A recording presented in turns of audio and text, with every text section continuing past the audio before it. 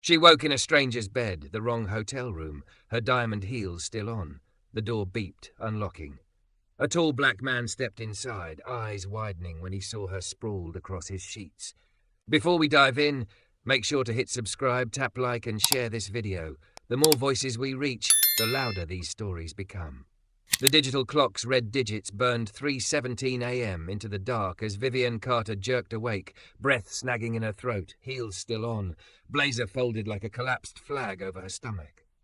For 3 seconds she didn't know where she was. The room smelled faintly of cedar and lemon cleaner, not her usual travel scent of lavender and stale coffee. A guitar case leaned against a chair. A denim jacket hung from a lamp like a tired moon. Her eyes tracked the ceiling's unfamiliar moulding, then the black baseball cap on the dresser, then the open closet with neatly arranged men's clothes. Her stomach dropped. She fumbled for her phone. Grand Imperial, room 1208. She enlarged the email, heart racing, and winced. Grand Imperial, room 128. Not 12. 10. The two had fuzzed together behind jet lag and a blizzard of investor calls. She'd stumbled off the elevator 2 floors too high, slid her keycard into the identical brass slot, and collapsed onto the first bed she saw. A thick, curvy white woman with too much velocity, not enough braking distance. Vivienne tried to stand. Her legs wobbled. She kicked off her pumps, grabbed her tote, and was reaching for the door when it beeped from the outside. She froze, hand on the handle, hair prickling. The latch drew back with a soft metallic sigh. A tall man stepped in, framed by hallway light. Early 30s, deep brown skin, strong shoulders under a grey hoodie, black curls tight against his scalp, eyes alert with the kind of calm you can't buy. He carried a paper bag and a case of bottled water. The door clicked shut behind him. He stopped. They stared at each other for a long heartbeat. "Oh my God," she blurted, palms lifting as if approaching a skittish animal. "I'm so sorry. This isn't your door opened and I..." "Hey," he said, voice low and unexpectedly gentle. "You okay?" His first instinct wasn't anger. It was concern. The shock in his eyes softened into something steady as he took in her wrinkled blouse, smeared mascara, and the tremor in her hand on the handle. "I'm fine," she lied. I'm not. I took 2 red eyes and a car breakdown and an investor with a god complex. I must have read the numbers wrong, and this is yours." She gestured at the life arranged around them, the guitar, jacket, cap, and shame burned the back of her throat. "I shouldn't be here. Looks like the Grand Imperial's keycard still don't believe in boundaries." He set the bag on the dresser, palms open. "No sudden moves, I promise. I'm Andre Cole." "Vivienne," she said, hugging the tote to her ribs as if it were armor. "Vivienne Carter." Something passed behind his eyes, recognition, but not the gawking kind she knew from magazine profiles. "Carter Innovations? You're the one putting solar roofs on supermarkets." "Trying to," she said, some thread of pride stitching through her panic. "You look like you need water more than an apology." He nudged the case toward her with his foot. "Sit, or breathe, or both." She didn't sit, but she did breathe. "I'll go," she said. "I'll find the real room and send you a gift basket and a letter to the manager, and probably an essay about fire safety in poorly supervised luxury towers. The elevator is down for maintenance and the front desk clocks out at 2, he said. They leave one-night porter who's been alone since midnight. I just saw the poor guy. If you want to chase your correct room, you'll be playing bureaucratic roulette for an hour." She swayed. The idea of fluorescent lobby lights and brittle apologies scraped her nerves raw. "Take the bed," he said, nodding toward the one she hadn't flattened. "I'll take the chair." She blinked. "I can't take your..." "You already took the wrong room," he said, mouth tipping in a soft grin. "Might as well take the right bed." It should have sounded like a line. It didn't. There was nothing predatory in his posture, nothing sly. He kept 3 steps of air between them like it was sacred. "I don't know you," she said, because logic likes rules even when the heart is threadbare. "I don't know you either," he answered, "except that you're exhausted enough to sleep in your shoes. I'm a sound engineer in town for a festival. Security badges on the desk if you want to verify I'm not a vampire. Also, vampires can't enter without an invitation, and technically you did the inviting." Her laugh cracked and then kept going longer than it should have, like tapping a stuck faucet till it finally ran. She let go of the door. "I haven't laughed in a week," she said, surprised by the truth of it. Sit, he said again, softer this time. Water. Carb. Trust me, carbs fix 90% of crises. He lifted the paper bag. Noodles. Emergency ration. She sat on the edge of the mattress as if it might bite. He handed her a bottle, then retreated to the chair by the window, folding his long frame into it with an ease that made the cheap upholstery look dignified. The city beyond the glass was a smear of sodium lamps and rain. Vivienne drank. Her body remembered thirst like a story ending well. The first swallow unclenched something below her ribs. "You sure you're good?" he asked. "You looked haunted when I came in." "Haunted by numbers," she said. "By forecasts and targets and people who treat mission-driven like a garnish. Sorry, I'm rambling." "Rambling is free. Therapy's $200 an hour." She cracked the takeout lid and steam fogged her cheeks. The first bite of ginger and heat knocked the fatigue sideways. "How'd you end up with a guitar and a soundboard?" she asked, a safe question that still felt like stepping into warm water. "My mother taught piano in our living room," he said. "My uncle taught me to listen. Turned into recording other people better than I could play. It's a way of catching what people mean when they don't know how to say it." She watched his hands as he spoke. Big, careful hands, the kind that could cradle a microphone like a secret. "And you?" he said. "How'd you end up convincing grocery chains to risk their roofs?" She almost said luck. She almost said accident. Instead, she said, "Because when I was 9, our power got cut for a week and my mother kept boiling water on a camping stove. Because no kid should do homework by candlelight when daylight is literally free if you put the right thing on a roof." "That's not in your interviews," he said. "Not a question. They only ask about market share and growth curves," she said. "Not childhood kitchens." He nodded, as if he understood more than she'd said. The room hummed with the air conditioner's steady breath. A siren, swift, distant, rose and fell like a wave. She finished half the noodles and set the rest aside. The bed tugged at her bones. She slid out of her blazer, unwound her hair, and caught his gaze flicker and respectfully re-anchor on the window. Heat prickled her neck. Shyness she didn't recognize. She'd built a life where people watched her power, her polish, her press quotes. He looked away because he cared how she felt inside her own body. "Thank you," she said, "for not making this weird." "It is weird," he said, smiling, "but we can make it kind." She turned off the lamp and the room gentled. Rain traced slow commas on the glass. She lay back, the mattress embracing her like it remembered her shape already, and closed her eyes. She didn't know if she slept for 5 minutes or 50. A low sound braided into the dark, not the hum of the vent or the city's restless tires, but something alive. She opened her eyes. Andre had lifted the guitar into his lap, head tilted, fingers moving like he was feeling his way along a sentence. "I'll stop," he whispered. "No," she whispered back. "Please." He played something small and warm, a melody like a hand on a fevered forehead. It wasn't a song for anyone else. It was a bridge across a room between strangers who were, for this one night, a brief shelter for each other. She drifted. She startled once at the memory of an investor's sneer. "You're naive, Carter. The world isn't built for good." But the guitar unknotted it. She slept. When she woke again, the clock read 5:59. Dawn was only a grey thought at the window. Andre was asleep in the chair, head tipped back, mouth slightly open, the guitar tucked against the bed like a loyal dog. The hoodie had ridden up, revealing a scar along his side, pale and curved like a question mark in his skin. She had the sudden, unreasonable urge to trace it, to ask the story and listen all the way to the quiet at the end. Her phone buzzed. Calendar alerts, fire drills, a board member's midnight email sent from an ivory tower.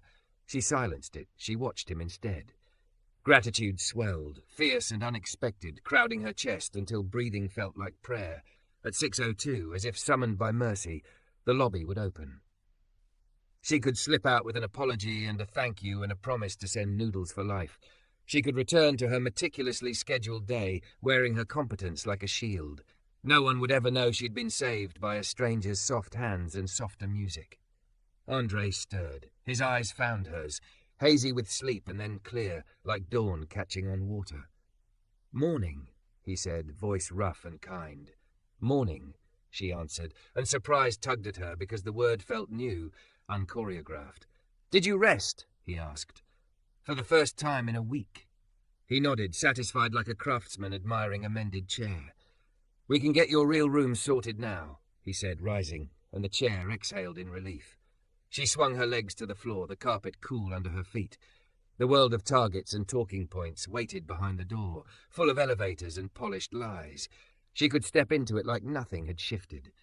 But when she stood, her knees trembled, not from exhaustion this time, but from the sense that the axis of her life had nudged a degree, and every horizon would be different if she let it. "Andre," she said, and his name in her mouth felt like a note that had found its key. "Thank you for being decent."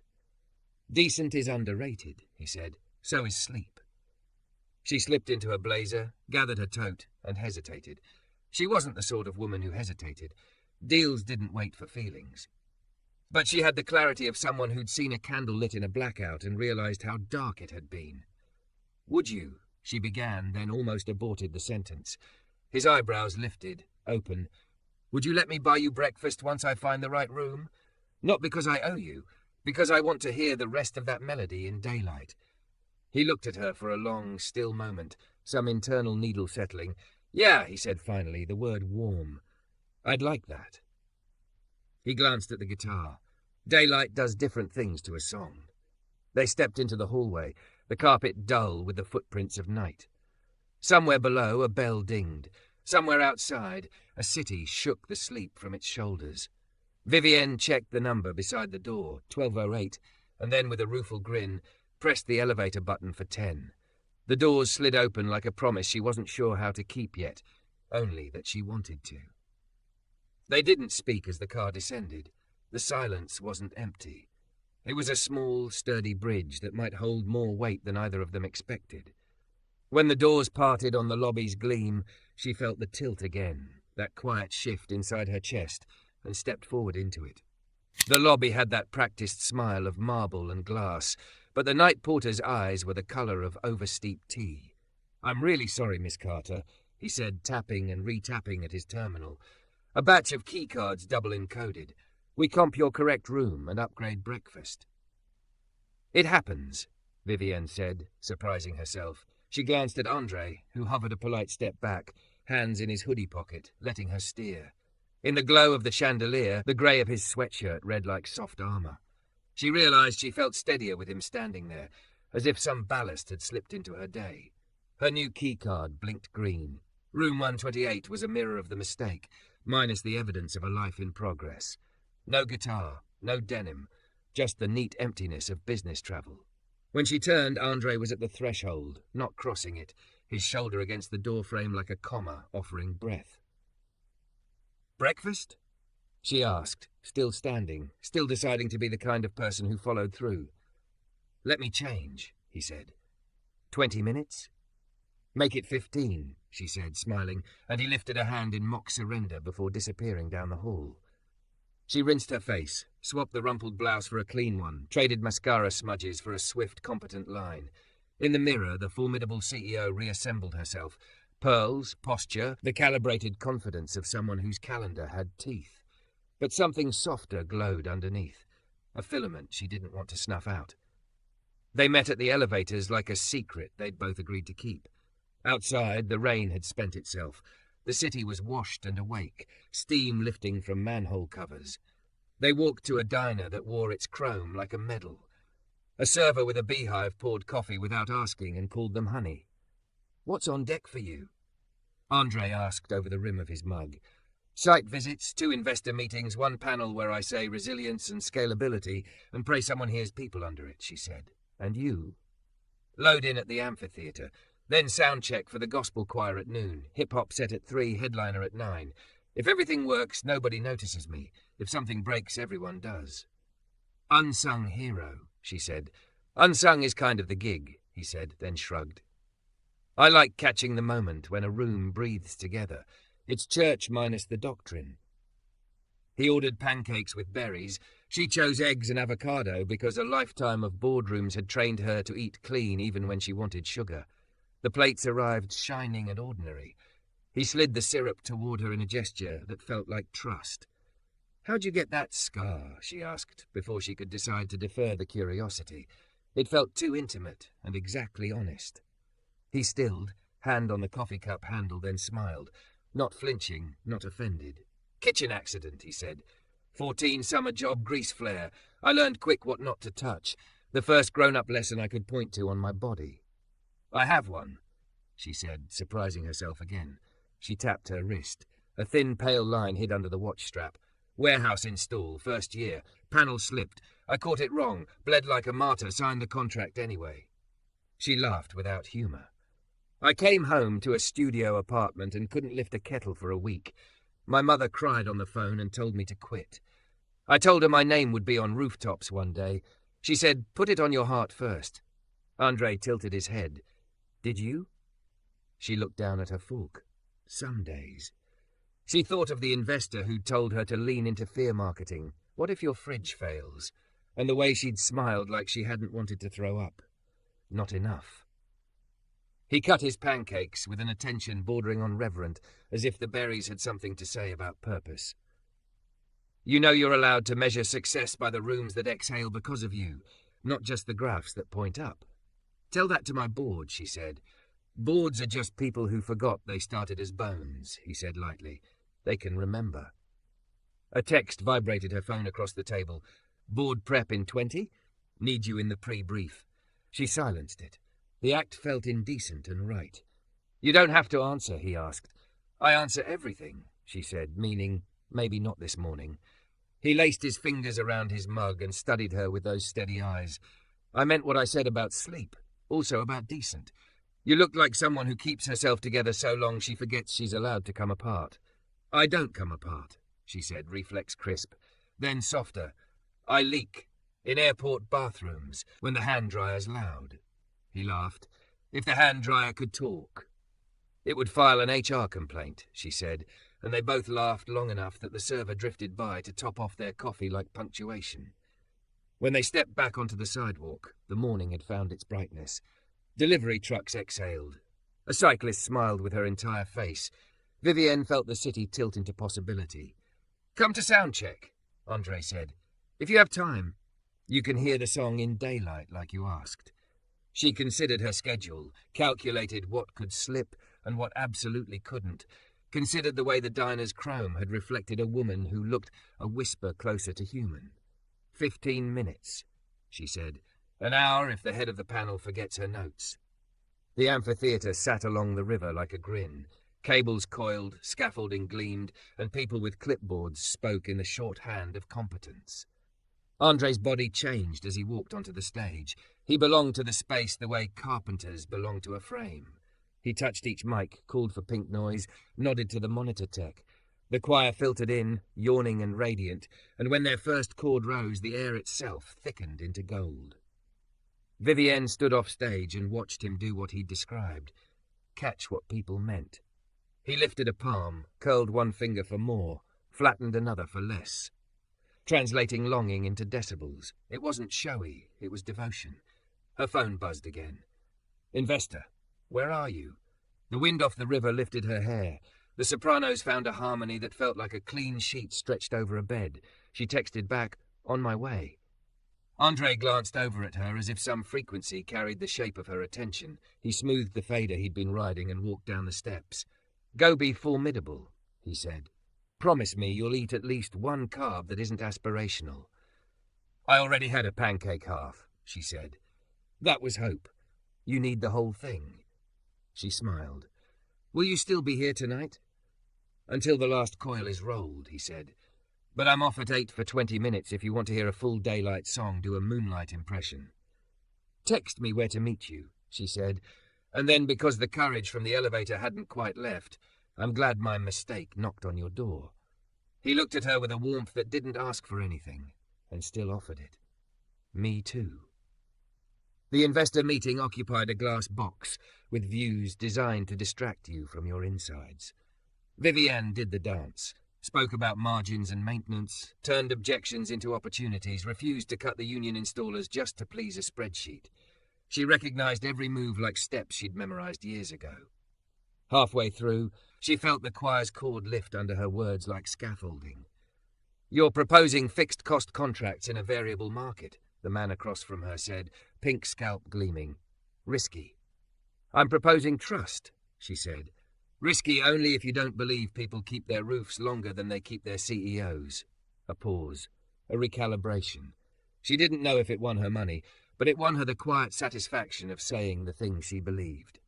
By late afternoon, she'd burned through adrenaline and 3 polite conversations about dinner reservations. Back in her room, she pressed her forehead to the window's cool and watched the river buckle light. Her phone lit. Unknown number, then a text. "Andre. Backlines buttoned. Corner of Alder and 7th, 8-5. Best tacos that ever apologized for the day." She didn't ask how he'd gotten her number. She remembered handing her card to the night porter with a note for the comp. Remembered writing her cell because she wanted accountability for the apology. She typed, "See you." She considered changing into something that read as ease, but left the blazer hanging like a shed skin and pulled on a soft dress the colour of dusk. When she looked again, she saw a woman who could be both, edge and softness, if she let herself. The corner was a small country of smells, grilled smoke, cilantro, limes giving up their ghosts. Andre leaned against the taco truck with his hands in his pockets and the kind of posture that made strangers trust him with their dogs. He handed her a paper boat piled high, and they ate standing up like teenagers after a game. "How'd it go?" he asked. "I told a man with a sentence for a haircut that trust is a business model," she said. "I didn't get fired." "Yet," he teased. "Yet," she agreed, and the word didn't scare her. They walked along the river, the city wattage warm on the water. A busker played a trumpet with a velvet mute. Someone's laughter lifted like birds. Andre told her about a time he lost power mid-set and had to rewire the main off the light tower in 3 minutes. She told him about chasing a storm front across 3 states to prove a roof could survive a hail season. The stories braided, competence admiring competence, not as resume but as proof of devotion. At the railing, she asked, "Do you ever want the stage?" "I want the sound," he said.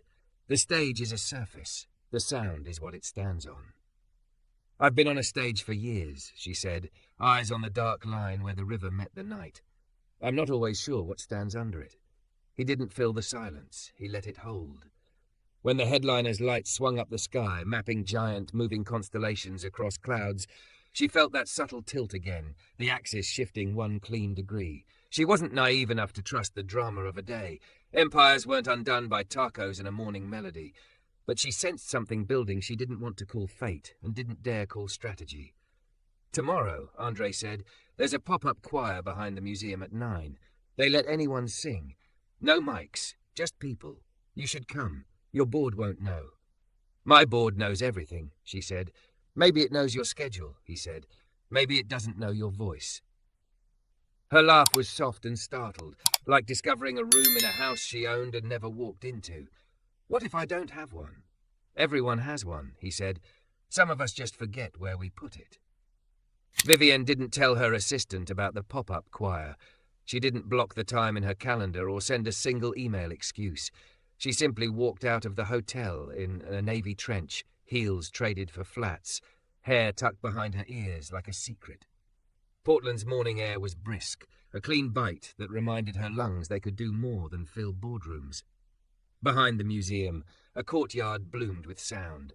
Dozens of strangers stood in a loose circle, scarves bright against denim jackets, hands stuffed in pockets or clasped in anticipation.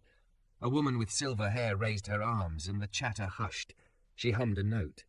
One by one, others found it, stacking tones until the air vibrated with something primal. Andre was already there, leaning against a pillar with his guitar case. He caught her eye, nodded once, not drawing attention. He looked different in daylight. No hoodie, just a simple black t-shirt that framed his shoulders like parentheses around a poem.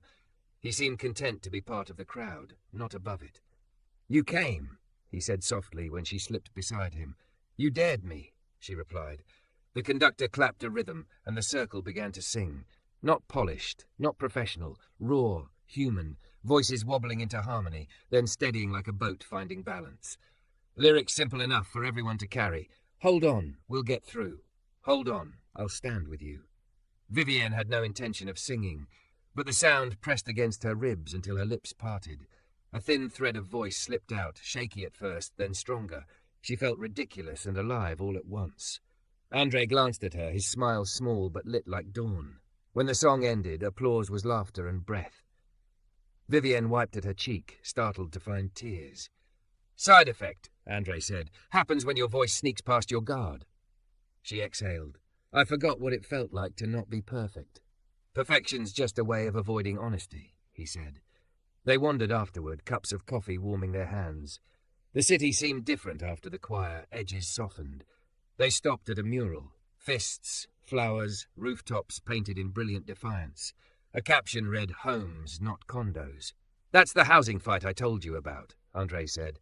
"Developers want to gut 3 blocks of affordable units. Families who've been here 40 years would scatter. And you're running sound for the rallies?" "And writing songs, organising meetings, teaching kids to use mics so their voices cut through the council's time limits." She traced the mural's outline with her gaze. "In my world, condos mean investment, opportunity, clean lines on a chart. Here, they mean displacement. I don't know how to reconcile the two." "You don't reconcile it," he said. "You pick which world you feed." His bluntness landed heavy, but not cruel. She thought of her latest contract negotiations with a luxury developer in San Francisco. Numbers dazzling, language about sustainability slick as oil. She had told herself their rooftop panels justified the partnership. Now she wondered who was living in the shadows of those roofs. They crossed the street into a park. A group of teens clustered near a bench, one strumming a beat-up guitar. Andre veered toward them, and Vivienne followed, curious. "Show me what you've got," Andre said, and the kid grinned, launching into a shaky rap about the city buses never on time. The others clapped, laughed, threw in ad-libs. Andre nodded in rhythm, then took the guitar and smoothed the chords. "Like this," he said, playing the same tune but giving it weight. "You ride it, not chase it." The boy tried again, voice firmer. Vivienne watched the transformation, self-conscious teenager becoming a performer, bolstered by someone who believed in him. It struck her like a revelation. Impact measured not in profits, but in moments when people stood taller. "You do this all the time?" she asked when they moved on. "When I can. Music's more than performance. It's permission." They stopped at a food cart for lunch. Rice bowls steaming, sauce tangy. Vivienne sat on a bench and realized she'd forgotten to check her phone for 3 hours. The absence was a relief that made her almost dizzy.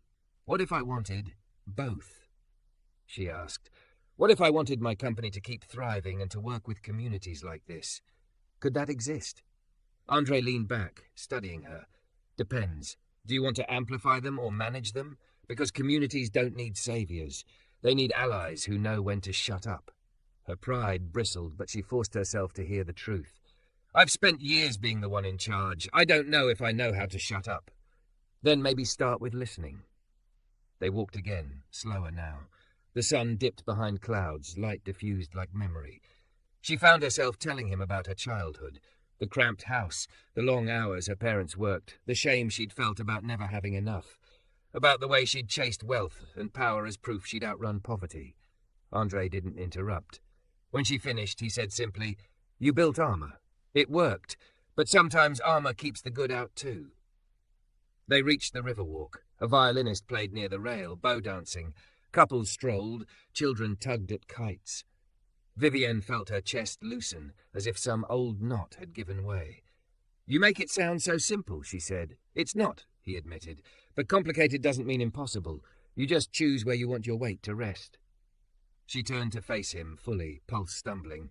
"And where does your weight rest?" "On people," he said. "On the belief that if I can help someone feel seen, even for a song, it matters more than any headline." The honesty in his voice stole her words.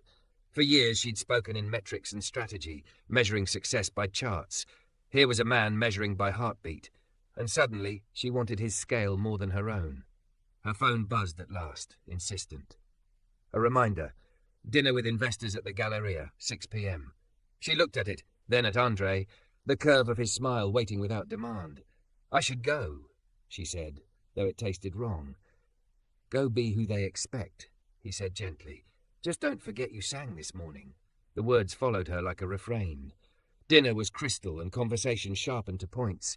Men in tailored suits dissected returns, laughed about acquisitions, praised her for staying in the game. Vivienne nodded at the right moments, spoke with precision, wore her success like a fitted gown. But under it, the morning song thrummed. Hold on, we'll get through. Hold on, I'll stand with you. She excused herself early, claiming fatigue.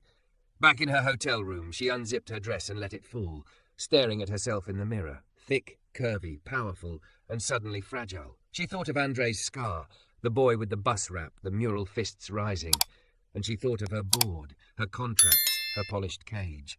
For the first time in years, Vivienne Carter didn't know which world she belonged to, but she knew she couldn't pretend the morning hadn't changed her. The email subject line was clean as a blade. Urgent. Falcon Tower Partnership. Signed today. Vivienne read it twice before opening the attachment. A glossy deck burst onto her screen. Renderings of glass spires, rooftop pools, net-zero-ready marketing copy parked beside photos of people who didn't look like anyone from the neighborhoods being replaced. Page 14 bragged about solar arrays supplied and integrated by Carter Innovations. Her logo tucked into the corner like a signature on a forged letter. Her phone buzzed. Diana. We need your go-ahead, her COO said, skipping hello. Falcon wants a press release by noon. This contract floats us through Q3 and frees up cash for the municipal bids. It's the one we've been courting. They're gutting 3 blocks of rent-controlled apartments, Vivienne said, voice flat. You know that, right? They're redeveloping, Diana countered. A careful word in a careful mouth. Look at the environmental benefits. LEED platinum, water recovery, all the buzzwords you love. It's optics heaven. And displacement hell, Vivienne said, thinking of the mural's caption, homes not condos, and the softness Andre had refused to translate. Silence pulsed over the line. We're not the zoning board, Diana said finally. We build roofs. We can't fix housing policy, but we can make sure those towers don't burn the planet down. Vivienne stared at the render, sun glinting on glass like approval. Let me call you back. She closed the laptop as if it could smother the unease, changed into jeans and a sweater that admitted softness, and walked. Her feet took her to the park behind the museum, the choir's empty circle still humming in memory. She texted Andre without overthinking. Where are you? Loading dock, he replied. Riverfront. 15? She found him amid coils of cable and a forest of trusses, hair pulled back under a cap, clipboard balanced on his forearm. His voice carried calm through the bustle. Channel 6 is hot. Give me a check on 8, thank you, love. And he turned toward her like he'd felt her before he saw her. You look like you swallowed a stone, he said, reading her face with a clarity that made her want to lie and unable to. Falcon Towers, she said. We're on the deck. They want a release, today. He exhaled, eyes tipping toward the river as if the current could wash language into place. The same Falcon that wants to level Oak Street? The very glassy one. And you? He asked. I can argue environmental benefits up and down the block, she said. It's true. The panels would power a chunk of the city. But the people, the rents. He nodded, slow. What we build says what we believe. Sometimes what we build keeps the lights on for our employees, she said, feeling the old reflex spine itself. It's not just profit. It's payroll, health insurance. I'm responsible to real people too. I know, he said. No scorn. No absolutes. So what story do you want to tell them about how you did it? She flinched. Not because it was harsh, but because it was precise. I don't know anymore.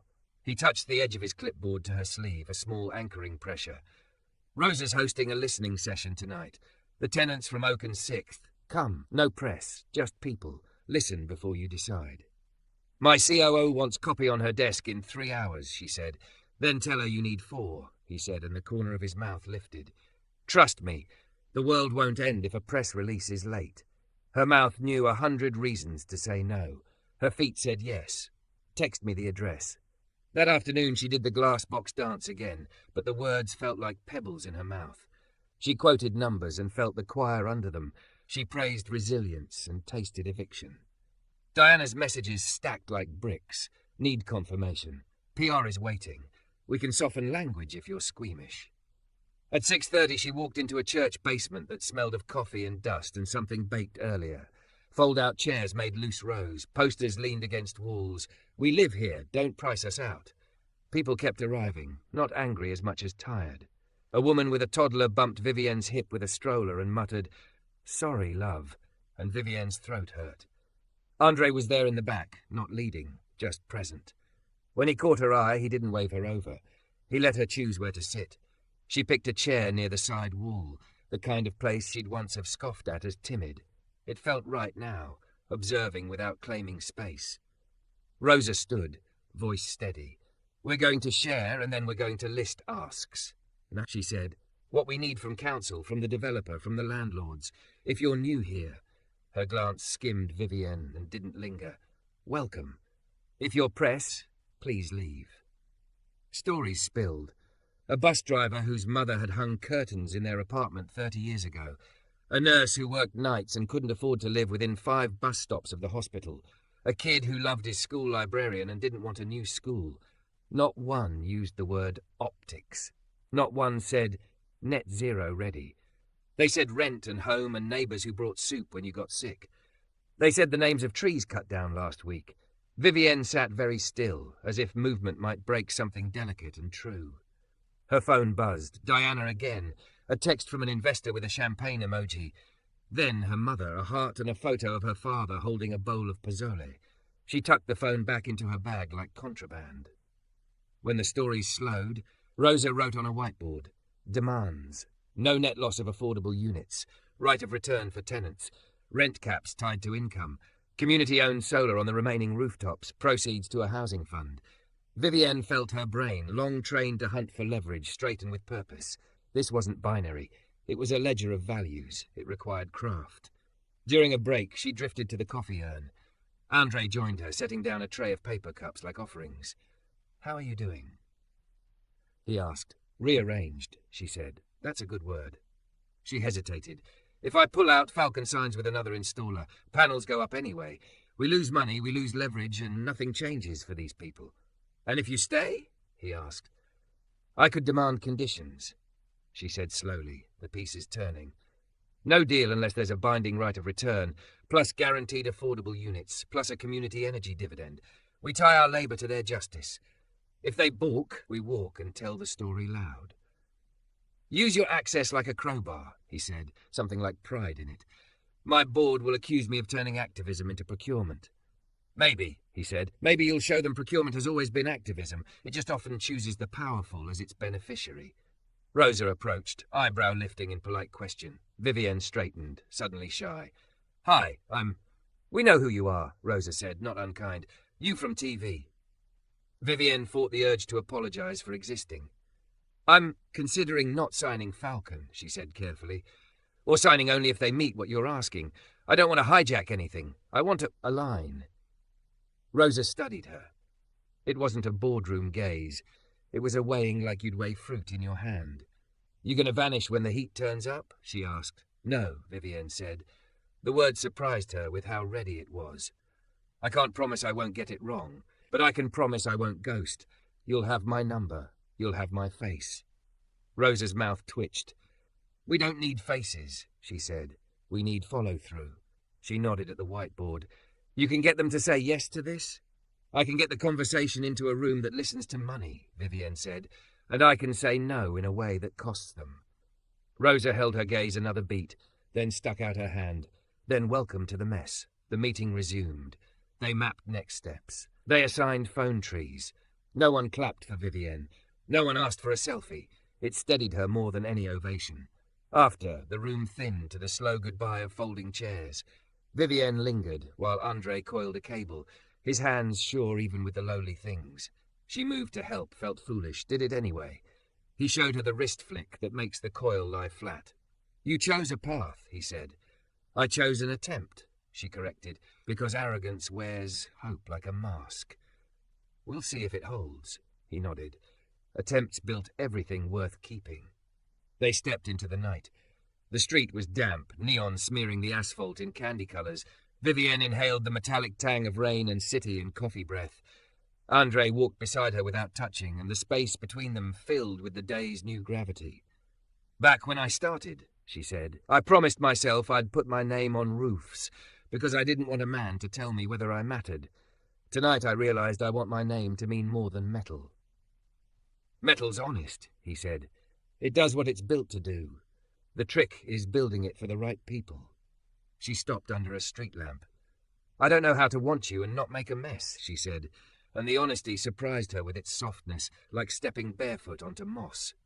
His mouth parted, then curved. "We are a mess," he said, "but we're the kind that cleans something." "I don't mix well," she warned. "Power and softness. The optics. People will say you're a cause or I'm a phase." "They can say," he said. "I'm not PR. I'm a person. I want what I want." "What do you want?" she asked, nearly whispering. He looked at her a long time, as if tuning to a frequency only they could hear. "I want you rested," he said first, because he was himself.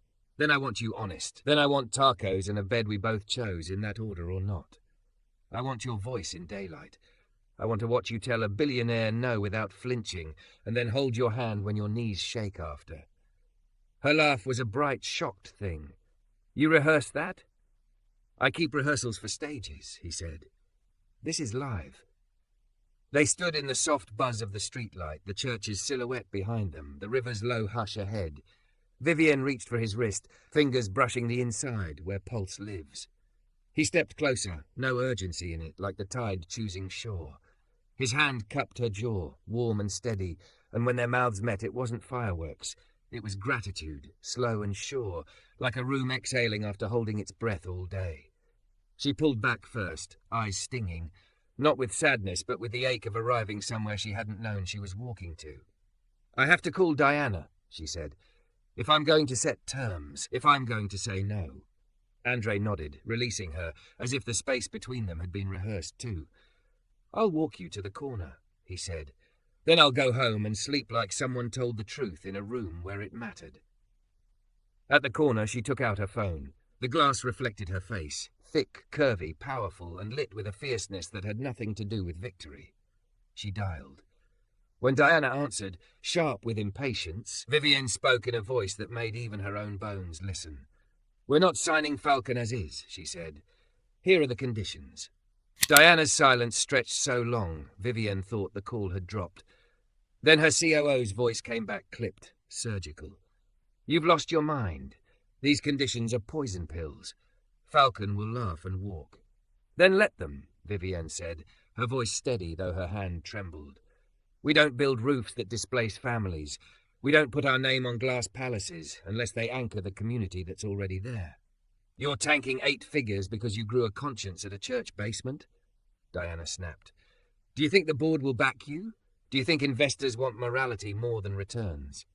Vivienne closed her eyes. Andre's words echoed, "What story do you want to tell?" And beneath them, the morning choir's refrain. "Hold on, I'll stand with you." "I think investors want stability," she said. "And stability doesn't come from lawsuits, protests, and bad press. It comes from trust. If Falcon can't see that, they're not our partner. And if the board can't see that, then I'll walk too." She hung up before Diana could cut her with more precision. Her breath came fast, adrenaline roaring like surf in her ears. Andre touched her elbow lightly, grounding her. "You said it," he murmured. "That's the thing. You said it." The next 48 hours were an avalanche. Falcon balked, as predicted. The board convened an emergency session. Investors called, voices alternately panicked and furious. Vivienne sat at the head of the long table in San Francisco, alone without Diana's usual flank, and repeated her stance until her throat was raw. "We're not abandoning profit," she told them. "We're redefining it. Long-term resilience is profit. Community goodwill is profit. Contracts that survive litigation are profit. If you want short-term wins that rot from the inside, fire me now. If you want to be in business in 10 years, stand with me." Her lawyer texted her that evening. They blinked. Falcon's back. They'll negotiate. When she read it, something unclenched in her chest. She forwarded the message to Rosa with no commentary. Rosa's reply was a single word. Good. Weeks blurred into a rhythm of negotiations. Falcon, under pressure, agreed to preserve half the affordable units, grant right of return, and dedicate a rooftop revenue stream to a housing trust. It wasn't everything Rosa's board wanted, but it was a crack in the wall, and Vivienne had been the one to wedge it open. In the quiet between calls, she and Andre carved out their own rhythm. Late-night tacos after rehearsals. Afternoons where she sat in the back of a community centre, watching him coax music from kids too shy to look up. Mornings where he woke her with a guitar riff softer than an alarm, and she laughed at the absurdity of her life folding this man into its corners. One Saturday, she brought him to a Carter Innovations rooftop install. The crew glanced at her in surprise. Vivienne never came on weekends. She traded her heels for a hard hat, walked the line of panels with Andre beside her. "This is your language," he said, squinting against the glare. "And yours," she counted. "Light and sound. We're just using different instruments." He crouched, pressed his palm flat to a panel. "Feels cold." "Wait until it's feeding power to 200 homes," she said. "Then it feels like sunrise." They stood side by side, wind tugging at their jackets, and she realized she wasn't ashamed of her world anymore. Not when she was choosing how to shape it. Her parents visited in April. They expected fine dining, investor dinners, sleek towers. Instead, she brought them to a potluck in the Oak Street community garden, where children played tag around kale stalks and neighbours passed casseroles. Andre stood at the grill, turning ears of corn with the easy authority of someone who knew the rhythm of gatherings. Her mother's eyebrows arched, sharp as always. "Mija, this is your business meeting?" "This is my business," Vivienne said simply, gesturing to the tables, the laughter, the banners painted by tenants' children. Community partnerships, real outcomes. Her father chewed a bite of tamale, then nodded. "Looks like family," he said. Later, as the sun dropped, Andre played while kids clapped along. Vivienne leaned against the garden's chain-link fence, her parents beside her, and thought, this is what legacy feels like. Not numbers, roots. But the world doesn't let go easily. Diana filed paperwork to dissolve her share of the company, citing philosophical incompatibility. She took 3 major clients with her. For a month, Vivienne watched red ink bloom across spreadsheets, her chest tight. "You can still backtrack," one investor coaxed. "Take the next big contract without conditions. Balance the scales." But then Rosa called. "They listened," she said. "The council is using your contract as precedent. Other developers are sweating. You did that." Vivienne sat very still at her desk. Numbers still bled. But for the first time in years, she felt rich. One night, long after negotiations had cooled into compromise, Vivienne and Andre walked along the river where it had all begun. Lights shimmered on the water. Voices drifted from cafes. She slipped her hand into his, the gesture natural now. "You know I can't promise stability," she said quietly. "Not financial, not political. Some days I feel like I'm balancing on scaffolding made of paper." Andre squeezed her hand. "Paper still holds words. You've got the right ones." She stopped, turned to him. "You were the accident that started this." "No," he said. "You were already restless. I was just the wrong door at the right time." Her throat tightened. "Do you ever wish it hadn't happened? That I'd never stumbled into your room?" He smiled, eyes reflecting the street lamps. "Every good song sounds impossible until someone plays the first note. You were just brave enough to play it."